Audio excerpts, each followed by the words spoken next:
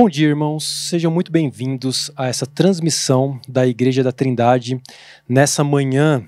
Espero que essas transmissões tenham sido uma bênção para a sua vida, tenham te renovado, estejam te ajudando aí nesses dias em que estamos vivendo. O que eu peço para você nesse momento é compartilhar essa transmissão para que mais pessoas também possam ser alcançadas com a mensagem do Evangelho. Então faça isso agora, compartilhe com seus amigos, com seus familiares, para que mais pessoas possam receber essa transmissão. Para começar essa manhã, eu gostaria de ler com vocês o texto que se encontra em Lamentações 5. Lamentações 5, e eu vou ler dos versículos 19 até o versículo 22. Lamentações 5, dos versículos 19 até o versículo 22. Diz assim a palavra de Deus: Tu, Senhor, reinas eternamente, o teu trono subsiste de geração em geração. Por que te esquecerias de nós para sempre? Por que nos desampararia por tanto tempo? Converte-nos a ti, Senhor, e seremos convertidos. Renova os nossos dias como antigamente. Por que nos rejeitaria de vez? Por que ficarias tão enfurecido contra nós? Queria orar com vocês nesse momento e que nossa oração hoje possa ser do versículo 21. Que o Senhor possa renovar os nossos dias como antigamente, quando entendemos que somos pecadores e Cristo morreu pelos nossos pecados, que o Senhor possa reavivar isso nos nossos corações no dia de hoje. Ore comigo.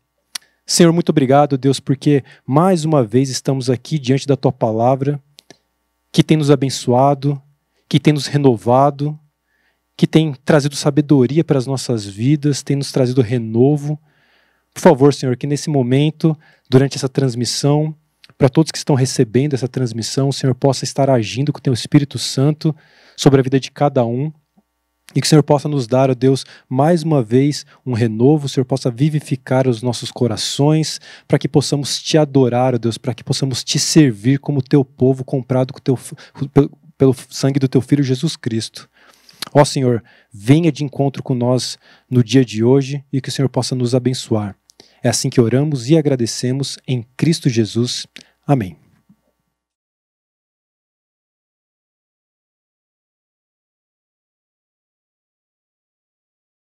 Uma certeza que nós temos que de todas as tribos, povos e raças, pessoas virão louvar o Senhor, virão exaltar o nome dEle, bendizer o Cordeiro de Deus, o Filho de Deus, a raiz de Davi. E nós temos o privilégio de fazer isso hoje, tendo essa certeza do amanhã. Então convido a você a cantar conosco, a bendizer o nome de Jesus no Deus que nós cremos.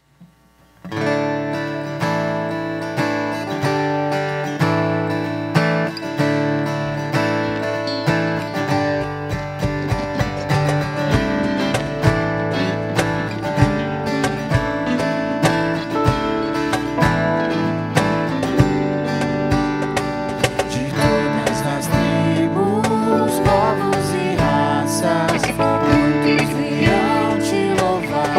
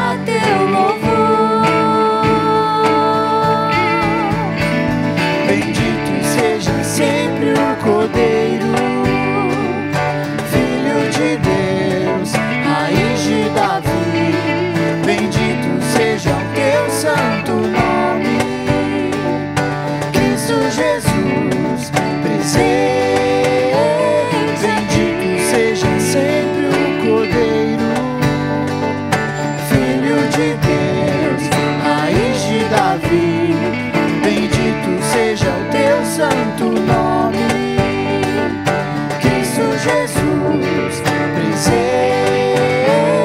aqui.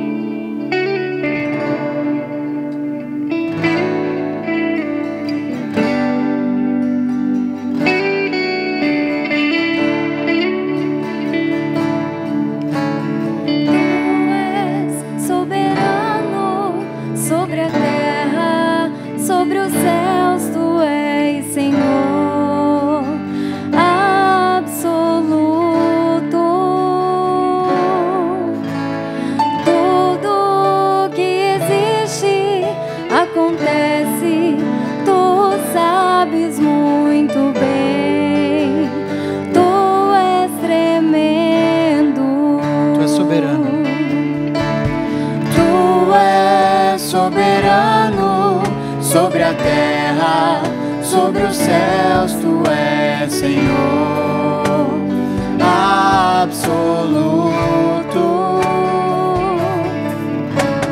Tudo que existe acontece, tu sabes muito bem, tu és tremendo.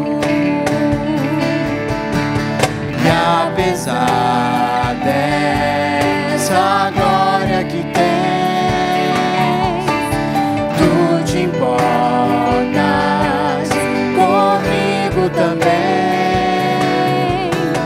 E esse amor tão grande eleva-me, amar-me a ti. Tu és tremendo.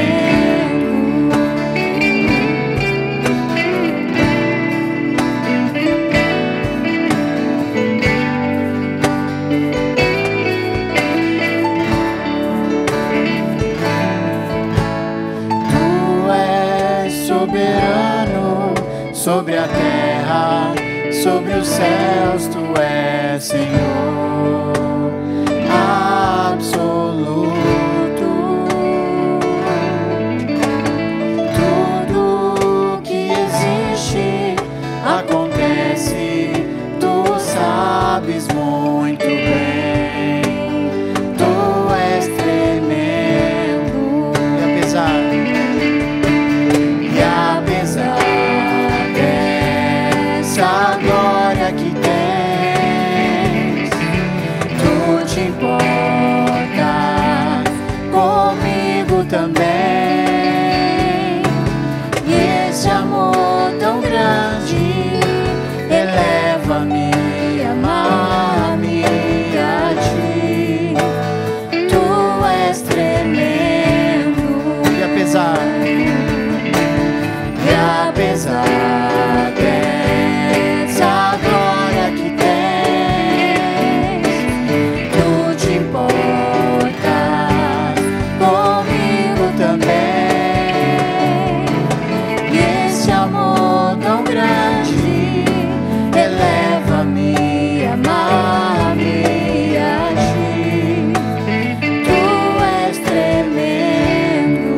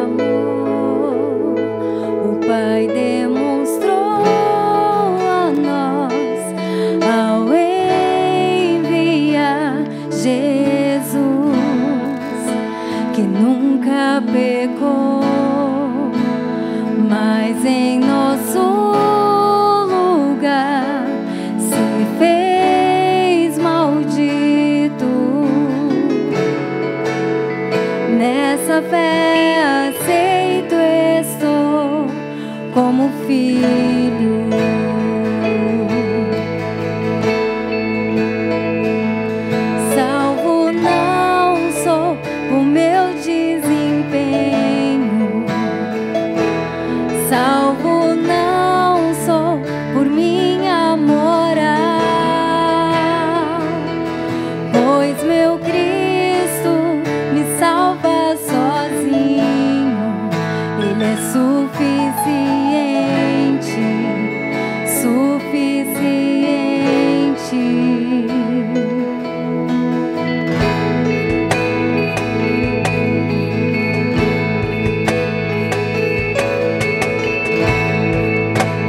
Tão grande amor o Pai demonstrou a nós ao enviar Jesus, que nunca pecou, mas em nosso lugar se fez maldito.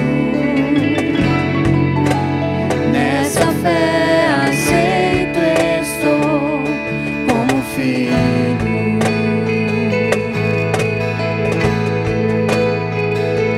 Salvo não sou o meu desempenho, salvo não sou por minha moral, pois meu Cristo me salva sozinho, Ele é suficiente, suficiente,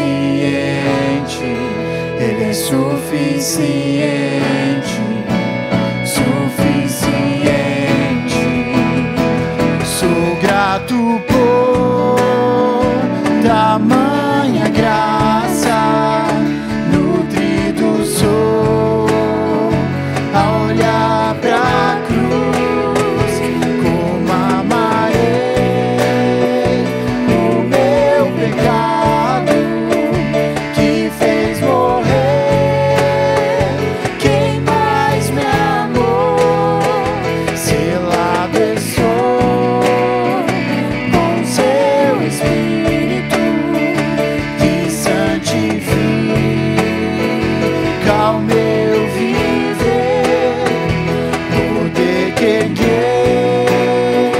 da morte o Redentor, também me ressuscitará. Salvo não sou o meu desempenho, salvo não sou por minha moral, pois meu Cristo me salva sozinho, Ele é suficiente, suficiente, Ele é suficiente, suficiente.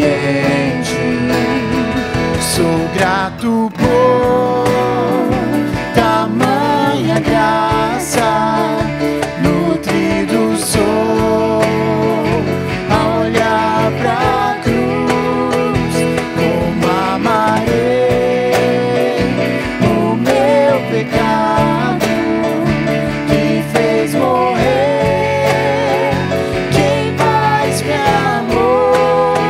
Selado estou com seu Espírito, que santifica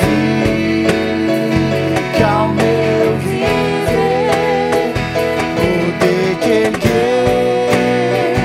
da morte o Redentor, também me ressuscitará.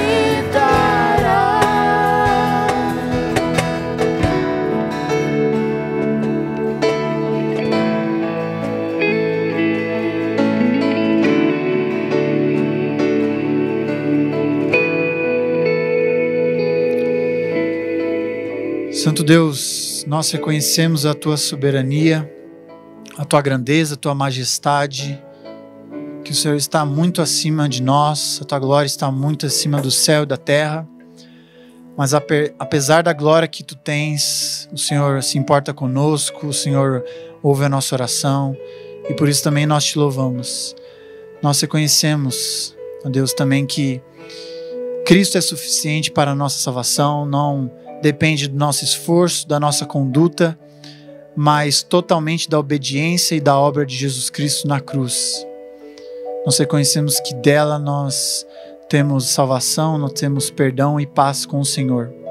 Então nós te louvamos, nós te exaltamos, porque o mesmo poder que ressuscitou Cristo também é o mesmo que irá fazer isso conosco, quer que nos dá vida, quer que nos restaura, que nos tira da lama do pecado e nos traz para perto do Senhor, na luz. Nós reconhecemos e te agradecemos, porque o Senhor fez isso por nós, para a tua honra e para a tua glória. Nós oramos no nome santo de Jesus. Amém.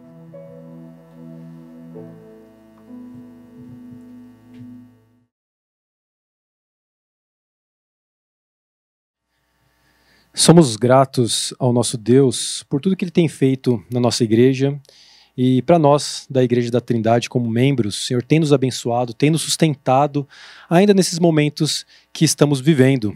Eu queria ler com vocês nesse momento 1 Coríntios, capítulo 16, dos versículos 1 a 2. E esse é o nosso momento de ofertas, momento que a gente separa, então, para a gente ofertar ao nosso Deus com alegria, com generosidade.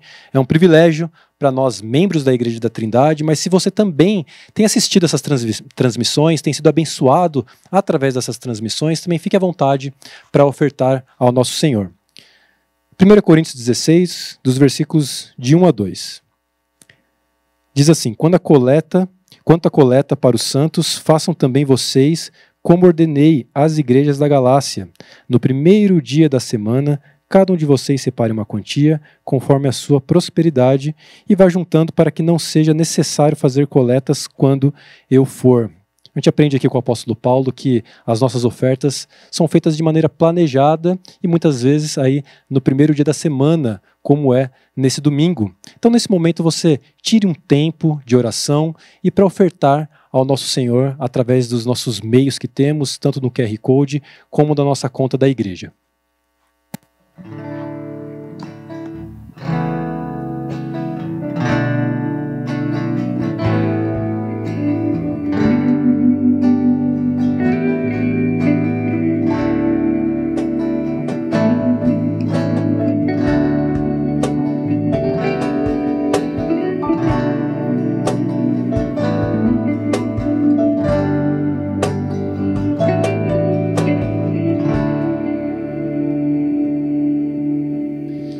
Um dos ministérios mais importantes da nossa igreja é a ação social. E nesses dias, a ação social tem feito muitas ações aí para as famílias da nossa igreja e tem ajudado muitas famílias que estão padecendo de necessidade. Então, duas coisas que eles têm feito. Primeiro, eles têm vendido a caneca da Igreja da Trindade. Se você tem interesse, você pode comprar. Todo o dinheiro é revertido também para a ação social. E também você pode doar fraldas. Então, todas as grávidas da nossa igreja, aquelas mães que estão tendo filhos, elas estão recebendo essas fraldas para poder começar, então, a vida desses novos filhos e filhas da nossa igreja com esse material. Então, você pode ofertar também dessa maneira. Está aqui abaixo o e-mail da Ação Social, açãosocial@igrejadatrindade.com. Ali nesse e-mail você pode entrar em contato com a Ana, que é a responsável pela Ação Social, e ali você pode fazer perguntas, tirar suas dúvidas, ofertar também, não só financeiramente, como também fraldas e também fazer a aquisição da caneca. Você também pode entrar em contato com a gente através das nossas redes sociais, tanto no Instagram como no Facebook. Então, que você possa fazer isso, então, para poder ajudar, então, a gente poder abençoar mais famílias que estão precisando. Ore comigo. Senhor, muito obrigado, Deus, principalmente porque o Senhor tem nos abençoado com toda a sorte de bênção, ainda nesses tempos. O Senhor tem sido fiel para conosco, mesmo sem merecermos. O Senhor tem nos abençoado. Muito obrigado pelas ofertas dos nossos irmãos que tivemos nesse dia, que o Senhor possa abençoar a todos nós, ó Pai. Abençoe aqueles também que estão desempregados, que estão precisando de trabalho para se sustentar e também para abençoar outras pessoas que precisam. Abençoe aqueles também que estão padecendo de saúde Que o Senhor possa renovar suas forças, possa restabelecer a sua saúde. Abençoe também toda a equipe da ação social, pelo trabalho que eles têm feito. Continue abençoando, Deus, a vida deles, que também tem abençoado muitas outras pessoas. E nesse momento pedimos pela pregação da Tua palavra. Ó Senhor, mude os nossos corações, renove o nosso coração, que o Senhor possa abençoar a todos nós. É isso que oramos e agradecemos, em nome de Jesus. Amém.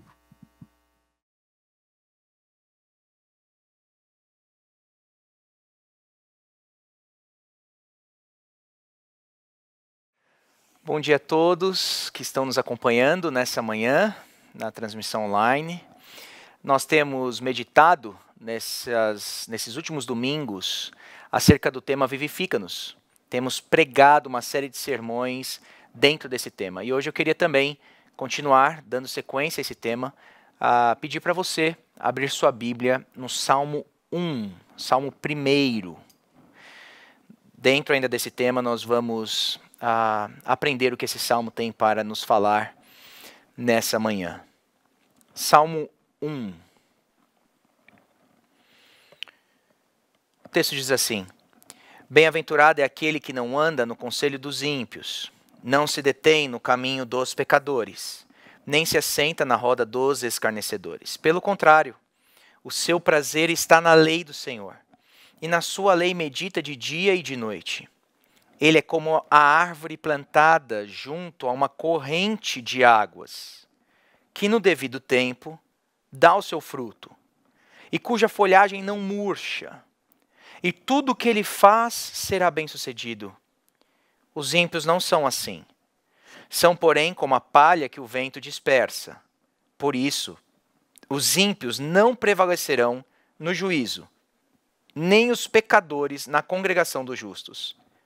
Pois o Senhor conhece o caminho dos justos, mas o caminho dos ímpios perecerá. Em 2019, a instituição americana Lifeway Research fez uma pesquisa entre os cristãos americanos para saber qual era o relacionamento deles com a palavra de Deus. O quanto eles estavam lendo a palavra de Deus, como estava a vida devocional deles. Os resultados foram surpreendentes. 32% dos americanos que frequentavam a igreja protestante frequentemente disseram que esses sim, eles liam a Bíblia diariamente. Somente 32%. 27% afirmaram que liam algumas vezes por semana, mas não todos os dias. 12% afirmaram que liam apenas uma vez por semana. Outros 12% afirmaram que nunca leem a Bíblia. 11% algumas vezes por mês. E 5% uma vez por mês. O que a pesquisa demonstrou, desde 2019, é que há uma dieta rasa com relação aos cristãos e à palavra de Deus. Uma outra organização chamada Pew Research fez uma outra pesquisa agora mais recente, no tempo da Covid-19, nesse tempo de pandemia. E a ideia deles era entrevistar alguns americanos para saber o que eles estavam usando para lidar com o estresse da pandemia. Que mecanismo, que meios eles estavam usando para aliviar o estresse e o desconforto da pandemia. 9 em cada 10 entrevistados disseram que os filmes ou a TV era o melhor método para aliviar o estresse durante a pandemia. 73% dos entrevistados disseram que, inclusive, recorriam a esse método diariamente. Mas talvez você diga, mas essa pesquisa foi feita entre não cristãos também. É verdade. Mas a pesquisa também foi entrevistar os cristãos. E ao entrevistar os cristãos, se eles estavam recorrendo a alguns meios para aliviar o estresse e o desconforto da pandemia, somente 42%, ou seja, menos da metade, disseram que estavam lendo a Bíblia na pandemia. Isso nos mostra que mesmo em tempos de crise, menos da metade dos cristãos recorriam às suas Bíblias em busca de consolo. Infelizmente, nós não temos aqui no nosso país pesquisas tão detalhadas acerca da vida devocional, acerca do uso da Bíblia com cristãos, mas eu posso aqui falar por experiência, na minha experiência pastoral, acompanhando pessoas ao longo desses poucos anos que estou no ministério. Nesses encontros que a gente faz de aconselhamento, discipulado, até entrevista de membros, a primeira pergunta normalmente que eu faço a essas pessoas que eu estou conversando é: como está a sua vida devocional? E eu não estaria errado em afirmar que cerca de 90% confessam nesse momento, quando eu pergunto, de que eles não têm mais o hábito de lerem a Bíblia. Dizem que isso foi um hábito no passado, mas não leem mais a Bíblia. Cristãos andam fracos, abatidos, deprimidos, angustiados, muitas vezes, porque abandonaram essa prática. Abandonaram a palavra de Deus, vivem famintos, sedentos, tristes por não fazerem mais uso do meio de graça que é a palavra de Deus. Se no passado cristãos morreriam, no seu leito de morte, com passagens bíblicas grudadas na parede, o caso de Agostinho com salmos penitenciais, caso de Lutero com Salmo 31, se no passado isso era uma prática, inclusive no leito de morte, eu receio que hoje em dia essa é uma prática esquecida. Richard Baxter, o pastor puritano do século XVII, percebendo essa negligência com meditar na palavra de Deus na sua congregação, pregou a eles dizendo: por que tanta pregação se perde entre nós? E tantos crentes professos vão de um sermão a outro e nem se cansam de ouvir ou ler. No entanto, tais almas estão abatidas e famintas. Baxter diz: não conheço uma causa maior do que a negligência da meditação na palavra de Deus. Cristãos podem sim andar abatidos e famintos, e não necessariamente ataque do diabo, mas é a falta de disciplina na meditação na palavra do Senhor. Agora, não é só a vida devocional que tem sido abandonada, uma característica de nossa época, mas é também o culto familiar. Joe Bick, no seu livro Adoração no Lar, ele demonstra, ele alerta acerca dessa realidade. Ele coloca algumas objeções que normalmente nós temos para não cultuarmos mais em família. Por exemplo, ele diz que não há uma hora exata em que todos nós podemos estar juntos, então vamos abandonar o culto. Nossa família é muito pequena, típico de casais jovens, ainda sem filhos, que eles dizem: não temos filhos ainda, não precisamos nos preocupar com isso. Imagine quando os filhos vierem. Nossa família é muito diversificada, eu tenho filhos pequenos, filhos adolescentes, não tem como dialogar com todos juntos. Ou então o pai diz: eu não sou bom para conduzir a nossa família no culto doméstico. Alguns membros talvez não participam. Não, nós não queremos forçar os nossos filhos, não queremos torná-los hipócritas. Esses são alguns obstáculos que nós enfrentamos constantemente com relação à palavra de Deus. Fato é que um dos marcos de nosso tempo é o menosprezo ou o abandono na meditação da palavra.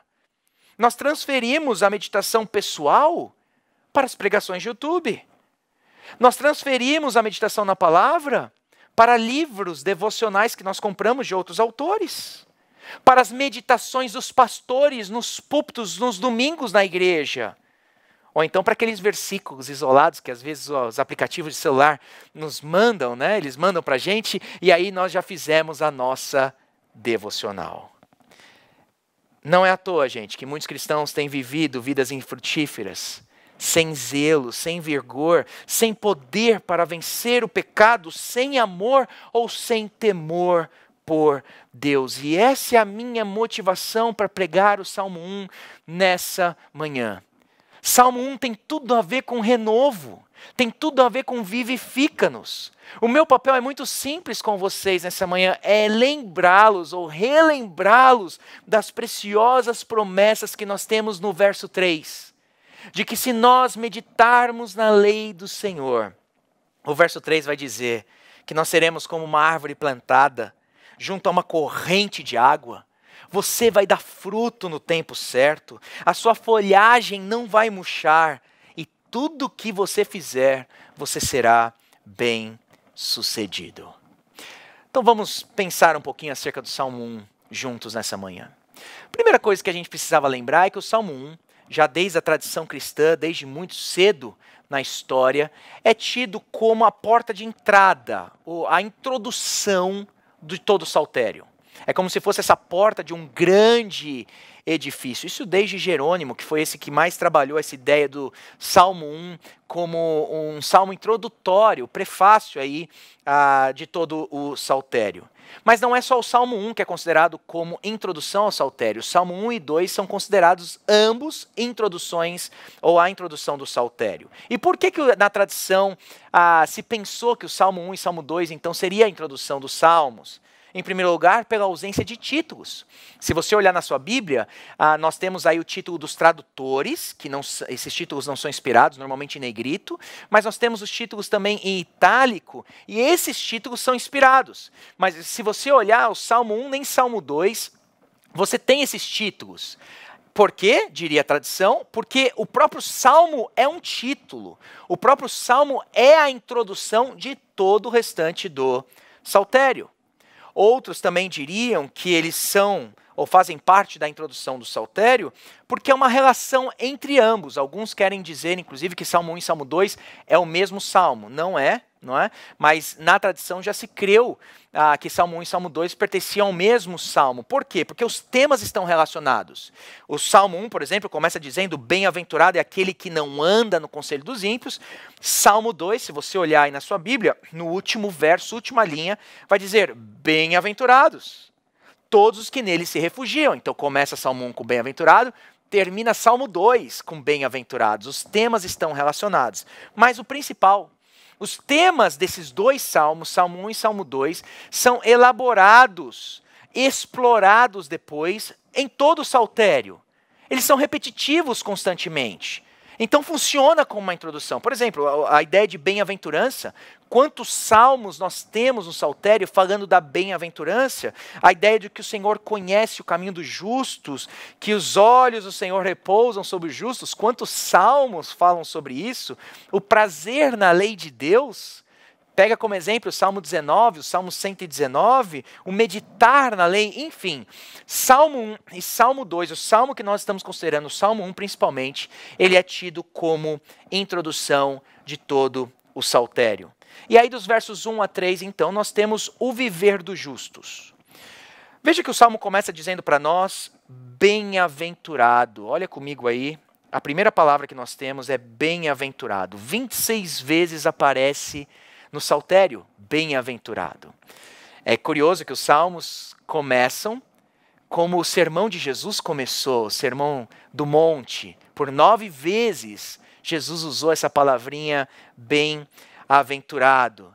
E a ideia aqui é de recompensa, é de quão recompensado é o homem que segue o caminho do Salmo 1 aqui.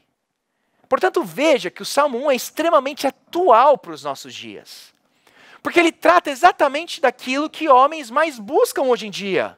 Satisfação, prazer, alegria, bem-estar, uma visão de vida boa. Salmo 1 é extremamente atual para o homem moderno. Você deve se lembrar que há vários anos atrás, aí na Idade Média, a felicidade, ela não era tida como algo que poderia ser alcançado em vida, mas somente após essa vida. Na Idade Média, as pessoas viam essa vida como uma vida num vale de lágrimas, como uma tragédia, um palco de uma tragédia constante, né? Um dos gêneros de pintura na Idade Média, a partir do século XII até o século XVII, é o gênero vanitas, né? Que vem de vanus do latim, a vaidade. E vocês devem se lembrar já de ter visto esses quadros, esse gênero artístico, que você tem ali uma caveira, normalmente pintada, você tem flores efêmeras, você tem frutos podres, você tem ampolas, né, marcando o tempo ali. Isso tudo para demonstrar de como a vida era breve. A Idade Média entendia de que, olha, não tem como buscar a felicidade nessa vida que temos vivido. Agora, a partir da Renascença, o indivíduo passa, então, a lidar com a felicidade de maneira diferente. Começa a pensar que, de fato, é possível ser feliz. O século XIX em diante, então, agora as escolhas são baseadas na felicidade. Você casa visando a sua felicidade, você busca um emprego visando a sua felicidade, mas é na nossa era que a felicidade se tornou um imperativo cultural. A nossa era ela é tida como a era de ouro da felicidade. Quem vai botar uma foto triste no seu perfil nas redes sociais? Experimenta você bater uma foto aí, né, uma selfie com o mesmo sorriso da Mona Lisa de Leonardo da Vinci, para você ver se pessoas não vão olhar para você e falar: o que está acontecendo com você? Você é obrigado a sorrir hoje em dia na foto. É um imperativo.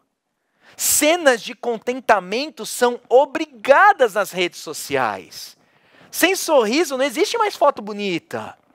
O imperativo absoluto é: seja feliz, ou pelo menos finge que você é feliz nas fotos e nas redes sociais. E aqui é a grande ironia, porque nós nunca sorrimos tantos nas redes. Ao mesmo tempo, nunca tomamos tanto remédio para a depressão, para a angústia, para o sono, para transtornos, para a ansiedade, para poder dormir tranquilo. Em meios a tantos sorrisos, temos cada vez mais uma epidemia crescente de suicídio entre jovens, depressão se tornando o grande mal de nossa era. Na era da felicidade, nunca fomos tão infelizes, tão insatisfeitos e tão deprimidos. E aqui está o convite do Salmo 1 para nós. Vocês querem falar de felicidade? Vocês querem falar de bem-aventurança? Vocês estão em busca de satisfação? Ouça o que eu tenho para falar. Esse é o convite do Salmo 1 para nós. Então, qual o caminho da bem-aventurança? Salmo 1 vai dizer 3 nãos. 3 negativas no verso 1, se você olhar comigo. Ele vai dizer: bem-aventurado é quem não anda no conselho dos ímpios, quem não se detém no caminho dos pecadores e nem se assenta na roda dos escarnecedores. Em primeiro lugar, não anda no conselho dos ímpios. Andar aqui é uma metáfora de uma escolha moral, escolhas morais que você faz na sua vida. Ímpios aqui significam aqueles homens culpados, né? E no contexto, principalmente no hebraico, a menção dos ímpios é sempre causando um mal à comunidade. Eles são sempre mencionados com relação à comunidade, em contraste com os justos.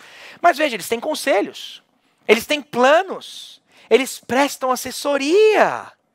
E lembra, a Bíblia está repleta de exemplos de como nós não devemos seguir o conselho dos ímpios. Balaão, por exemplo, deu conselho às midianitas para se deitarem com o povo de Israel, lá em Números 31, versos 15 e 16. Nós temos Aitofel aconselhando Absalão para tomar o reino de seu pai. Nós temos Jeroboão consultando conselheiros, e os conselheiros falaram a esse rei para que ele construísse bezerros de ouro em Betel e outro em Dan. E tudo isso a Bíblia quer mostrar com esses exemplos que nós não deveríamos seguir o conselho, então, dos ímpios. Mas veja, o Salmo 1 parte do pressuposto que nós somos aconselhados, que ímpios não são passivos, não estão simplesmente na retaguarda, mas eles estão constantemente agindo, nos aconselhando, nos munindo com informações. E nós sabemos que o maior conselho dos ímpios hoje em dia está no campo da ética. Ímpios querem que você pense diferente acerca da sua sexualidade. Ímpios querem que você pense diferente acerca do aborto, do casamento, da liberdade. Não faltam conselhos hoje em dia de ímpios, principalmente nas nossas redes sociais. E o que acontece se nós ouvirmos o conselho dos ímpios? Agora o Salmo 1 começa uma progressão. Uma vez você ouve o conselho dos ímpios, depois você se detém, diz o Salmo, no caminho dos pecadores. Você começa ouvindo o conselho. Daqui a pouco, se você aceita o conselho, agora você está no caminho deles. Há uma progressão, é um tipo de espiral decadente.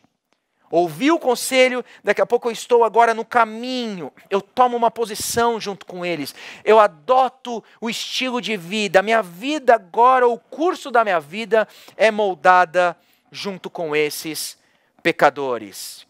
E por último, você não só ouve o conselho dos ímpios, aceitou o conselho, daqui a pouco você está agora se detendo no caminho. E por último, agora você se tornou um deles. Porque o final do Salmo 1 vai dizer que você agora se assenta na assembleia dos escarnecedores, dos zombadores.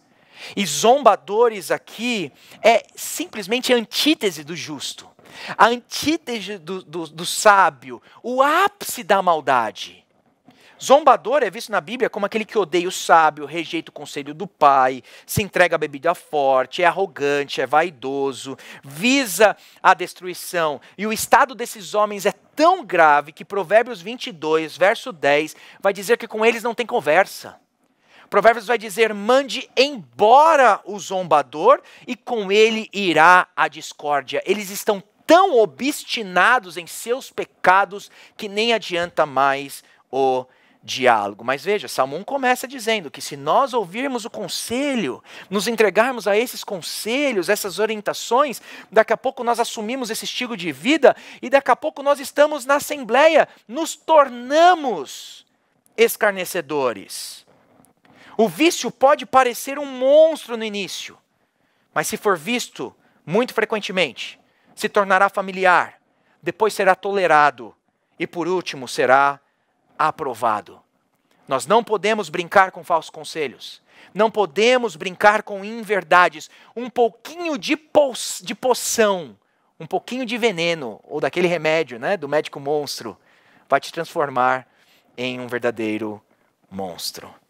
Então qual é o caminho da felicidade? Qual é o caminho da bem-aventurança? Aí vem o verso 2 dizendo: pelo contrário, o prazer ou o seu prazer está na lei do Senhor e na sua lei medita de dia e de noite. E aqui é um verso maravilhoso que eu só posso fazer algumas observações com vocês nessa manhã. Em primeiro lugar, veja que nós temos um contraste aqui. Existe o conselho dos ímpios e existe o conselho da palavra. Existe o conselho da lei do Senhor. É o contrário, eles não andam nunca juntos. Presta atenção no verso 2, diz: pelo contrário, o conselho dos ímpios te leva para um caminho, mas existe o conselho da lei do Senhor. E lei do Senhor aqui é toda a Bíblia. Não pense em lei do Senhor simplesmente como leis do Antigo Testamento. O Novo Testamento, né, nomos no Novo Testamento, usa várias vezes essa palavrinha grega exatamente para lidar com toda a revelação, toda a Escritura. Mas veja que o caminho do justo, ou o justo, não só lê a lei do Senhor, mas o verso 2 diz: ele tem prazer na lei do Senhor. E aqui agora, se formos sinceros, o negócio começa a complicar um pouquinho para a gente, não é? Porque você tem prazer na lei?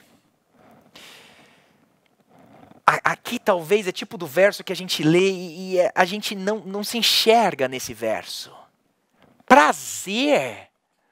Uma coisa é nós sabermos que nós temos que ler a Bíblia. Sim, eu vou seguir meu caminho aqui. Agora, falar em prazer parece demais pra gente, não é? Nem sempre eu tenho prazer na lei do Senhor. Você tem? Parece que é uma guerra nos nossos corações de prazeres. E por vezes a lei do Senhor perde essa guerra.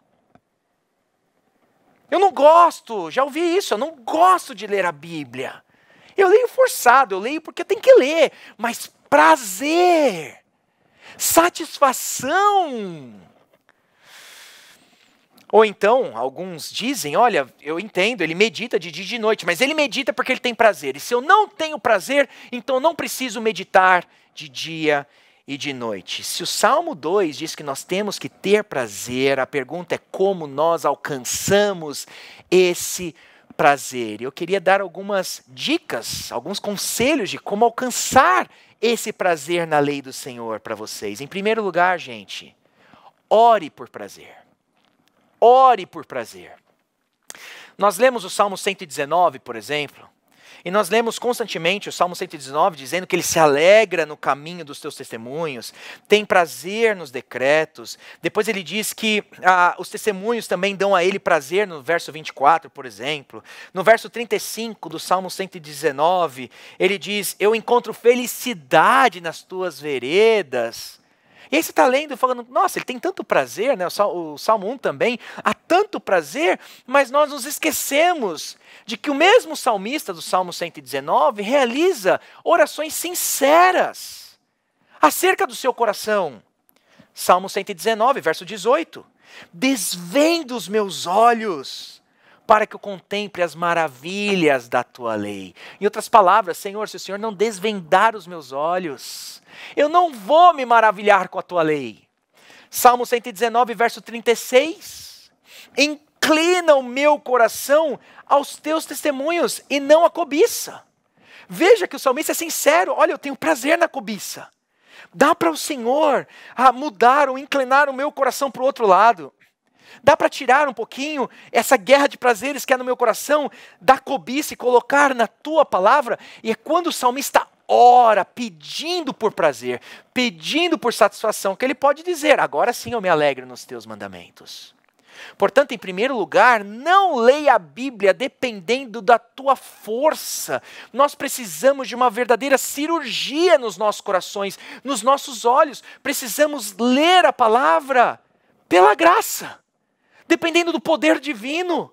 Falando: Senhor, se o Senhor não abrir os meus olhos, se o Senhor não me der prazer, eu jamais vou ter prazer na tua palavra. Em primeiro lugar, se não temos prazer, devemos orar por prazer antes de ler o texto bíblico. Em segundo lugar, e aqui talvez o mais importante, leia a Bíblia mesmo sem prazer, e você encontrará prazer. Leia a Bíblia mesmo sem prazer, e você encontrará prazer. Grande parte do nosso problema com a nossa vida devocional é porque nós dependemos dos nossos sentimentos. E eles são tão volúveis, né? Você sabe, tem dia que você acorda bem, tem dia que você acorda mal. E quando você não sente prazer, e essa é o Deus do pós-modernismo, o sentimento, você tem que sentir para tudo, né? Você não vai ler a Bíblia. Mas aqui eu queria lembrá-los a palavra de Jesus. João, capítulo 15, verso 11, veja. Jesus diz: tenho dito essas palavras para que a minha alegria esteja em vocês e a alegria de vocês seja completa. Olha o que Jesus está dizendo. Eu quero compartilhar minha alegria com vocês, mas a minha alegria vai ser mediada pelas minhas palavras. Eu tenho dito essas palavras, João 15, 11, para que aí sim a minha alegria esteja em você. E qual é a alegria de Jesus? A alegria que ele tem no Pai, o amor que ele tem pelo Pai. Ele quer colocar essa alegria sobrenatural nos nossos corações, mas isso vem pelas palavras. E quando nós formos às palavras de Jesus, então essa alegria sobrenatural será nossa. E então ele diz: e a alegria de vocês será completa. Não espere por prazer para ler a sua Bíblia, leia sem prazer, ore por prazer e lendo a Bíblia o prazer virá. Portanto, o Salmo 2 diz: o seu prazer está na lei do Senhor, e agora a gente entende o que ele diz. Ele medita de dia e de noite. Quem sabe o prazer do salmista não veio porque ele passou a meditar de dia e de noite. Não assuma que em primeiro lugar o salmista está dizendo: eu tenho primeiro prazer, depois eu vou meditar. Mas quem sabe o ciclo não é inverso? Quem sabe é quando ele medita de dia e de noite, mesmo sem prazer, daqui a pouco o coração dele vai sendo moldado e agora então ele passa a ter prazer. E você sabe, nós perdemos a prática da meditação. Veja que o salmista não diz que ele lê de dia e de noite, ele diz: eu medito de dia e de noite. Ou nós deveríamos meditar de dia e de noite. Meditar, a palavrinha no original significa recitar, murmurar. Nos tempos antigos ninguém leria a Bíblia como nós lemos, em silêncio, mas eles leriam como até hoje. Por exemplo, os judeus lá no Muro das Lamentações, né, recitando, murmurando em voz alta, fazendo até gestos corporais, para que a palavra de fato se internalize nos corações. Uma imagem que se tem da Idade Média de meditação é de vacas ruminando, remastigando o alimento por um tempo. Nós perdemos isso, e aqui é lastimável, porque a nossa prática hoje é nós lemos o texto e logo oramos. Nós não damos tempo para a palavra ser trabalhada, ser mastigada, degustada por nós. Então nós perdemos a preciosidade da meditação. E não pense que meditação aqui só pertence às religiões orientais. Ali, naquele contexto, você esvazia a sua mente, fala palavras sem sentido, mas a meditação cristã, você enche a sua mente com verdades e trabalha essas verdades durante um tempo na sua mente, alguns minutos, e depois que você trabalhou, aí sim você leva em oração. Thomas Watson, puritano, diz: ao lermos somente a palavra, nós até sugamos o néctar da palavra, mas é pela meditação que nós trabalhamos o mel na colmeia de nossa mente, e esta meditação se torna proveitosa. Nas palavras dos puritanos, se você quer provar do mel da palavra, não simplesmente leia e ore Leia, medite e aí sim ore. Quais são os efeitos então? Se o caminho não está seguindo o conselho dos ímpios, mas está meditando na palavra de dia e de noite, o que isso vai gerar em nós? Verso 3. Em primeiro lugar, nós seremos pessoas estáveis, porque o texto diz que ele é como uma árvore plantada. A imagem da árvore plantada é uma árvore transplantada. O verbo no original diz isso. Em tempos de sequidão ali na Palestina, viria o agricultor, pegaria aqueles brotos que estariam comprometidos pela falta de água no leito dos rios e transportariam esses brotos para um lugar agora de vida. A primeira coisa que nós vamos experimentar na nossa caminhada cristã, se meditarmos, não só lermos, mas meditarmos, pegarmos aquela palavrinha que nos chama atenção, uma frase às vezes que nos chama atenção, trabalharmos aquilo por um tempo em nossa mente e coração. Quando você faz isso de dia e de noite, quando você é disciplinado nisso, o Senhor pega você, mesmo em tempo de sequidão como agora, e bota você nessa corrente de águas. E aí a segunda coisa é renovados. Não só seremos estáveis, mas renovados, porque Ele nos coloca junto a uma corrente de águas. Ele não nos coloca simplesmente em um lugar seco, em um lugar, um poço de água parada, mas a ideia de constante renovo que nós experimentamos se meditarmos na palavra. Em terceiro lugar, seremos frutíferos, porque o Salmo, no verso 3 diz, no devido tempo dá o seu fruto. Nós não damos frutos em todos os tempos, há tempos específicos para isso. Nosso papel não é se preocupar com os frutos, eles virão. Mas virão como? Virão se nós meditarmos de dia e de noite na palavra. Nós seremos preservados, porque o verso 3 diz, cuja folhagem não murcha. Mesmo em tempo de sequidão, nossas folhagens ainda estarão verdes, mesmo em tempo de sofrimento, o povo de Deus será preservado em sua fé, porque está meditando na palavra. E por último, serão bem-sucedidos, porque em tudo que ele faz, diz o texto, será bem-sucedido. Não pense aqui em prosperidade, esqueça a prosperidade, o texto não está falando sobre isso, mas você vai ser bem-sucedido em produzir frutos, vai ser bem-sucedido em receber dessa vida, dessa água corrente, vai ser bem-sucedido tendo as suas folhagens que não mais murcham. 5 benefícios daqueles que meditam na lei do Senhor: estabilidade, renovo, frutos, cuidado e prosperidade em tudo que fazemos. E aí nos versos 4 e 5, caminhando para o final com vocês, ele vai dizer que com os ímpios não é assim. Duas coisas, duas características dos ímpios, ele vai dizer nos versos 4 e 5. Em primeiro lugar, os ímpios não são assim, mas são como palha que o vento dispersa. Lembra, naquela época, lá na antiga Palestina, eles usavam o garfo para joerar, né, o grão, e quando esse garfo passava, então os grãos subiam, a palha subia junto, mas o grão, ele tem peso, ele tem raiz, ele volta então para o lugar da colheita, e a palha era simplesmente dispersa com o vento. E aqui é um contraste absurdo que o salmista faz, porque o justo que medita na lei do Senhor, ele tem estabilidade, mas o ímpio, ele é soprado pelo vento. O justo é como uma árvore irrigada, mas o ímpio é uma palha seca como poeira. O justo é frutífero, mas aquele que não medita na lei do Senhor, ele é inútil.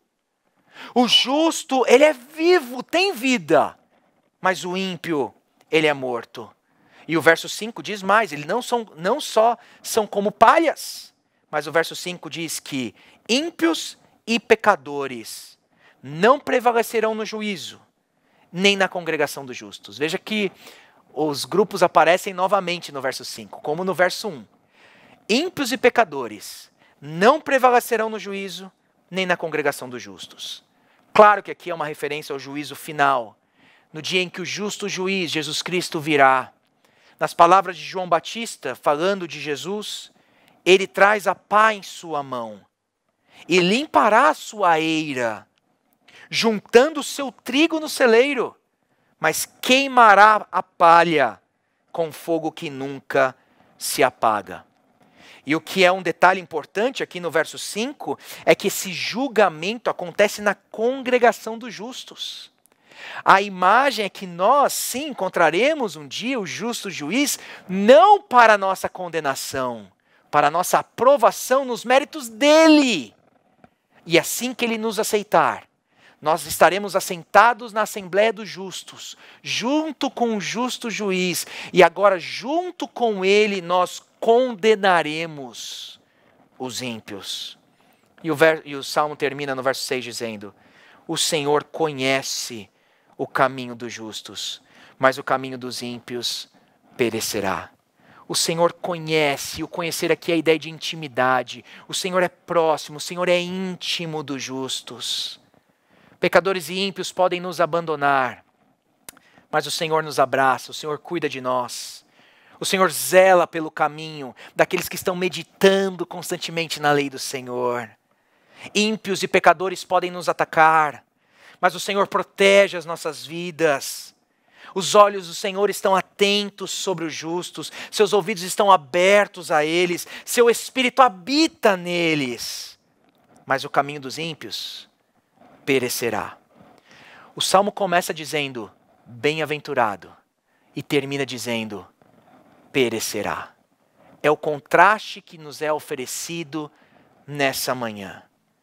São só dois caminhos. São só dois tipos de pessoas. Justos e ímpios.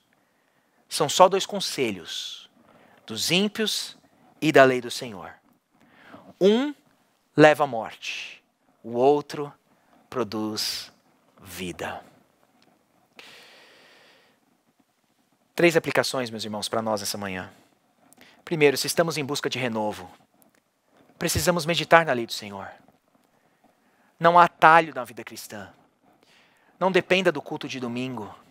Não dependa do versículo bíblico que chega no seu celular. Não dependa da meditação de outros em livros. Vá você para a palavra do Senhor. Eu queria te encorajar nessa manhã a lembrar do versículo 3 aqui. Você pode ser como essa árvore transplantada. Nesse tempo de sequidão, você pode experimentar dessa vida, desse renovo constante da parte do Senhor, se você não só ler, mas se você mastigar, ruminar a palavra de Deus constantemente. Homens, assumam a liderança nos seus lares, meditem na palavra de Deus com seus familiares. Você que é cristão e homem, eu poderia aqui gastar um tempo olhando alguns versos com você. O Senhor te chamou para isso. Peça perdão à sua família. Se reúna com eles diariamente, se for possível. Algumas vezes na semana, vamos ler e meditar na palavra do Senhor juntos. E ore. É isso que você precisa fazer. Você sabe ler, você sabe meditar e você pode orar. Pais, façam isso com seus filhos. Lembrem, os ímpios não são passivos. Os ímpios estão nos oferecendo conselhos, eles estão aconselhando seus filhos. Se vocês não meditarem com seus filhos na lei do Senhor, outros vão meditar por outros caminhos. E por último, creiamos em Jesus e dependamos dele para tudo. Porque se precisamos ser justos, isso só acontece mediante a fé em Jesus Cristo. Ninguém é justo por obra da lei. Ninguém é justo se meditar na palavra de Deus. Isso é uma característica do justo. Mas como Paulo diz, nós somos justificados gratuitamente por sua graça, mediante a redenção que há em Cristo Jesus, a quem Deus apresentou como propiciação. O único caminho para deixarmos de sermos ímpios é crermos em Jesus Cristo, confiarmos na justiça dele, e essa justiça, pela fé, é creditada em nossa conta. Que sejamos justos, que meditemos constantemente na lei do Senhor e que experimentemos desse renovo constantemente em nossas vidas. Vamos orar, meus irmãos? Senhor, muito obrigado pela tua palavra. Nessa manhã, nós nos lembrando de que o Senhor nos deu a tua palavra que é viva e eficaz, para que a gente não pereça, para que a gente não caia em conselhos errados, para que a gente encontre vida mesmo durante os momentos de sequidão, tempos áridos em que encontramos nas nossas vidas. Meu Deus, que nessa manhã o Senhor use a Tua palavra para renovar o Teu povo, para despertar de novo esses hábitos espirituais necessários na nossa caminhada cristã. Senhor, que a gente ame a Tua palavra, dá-nos prazer pela Tua palavra, dá-nos fé nessas promessas do verso 3. Que sejamos esse tipo de pessoas. Que o verso 3 seja de fato uma descrição das nossas vidas. Ajuda-nos, Senhor, a amarmos a Tua palavra e dependermos dela.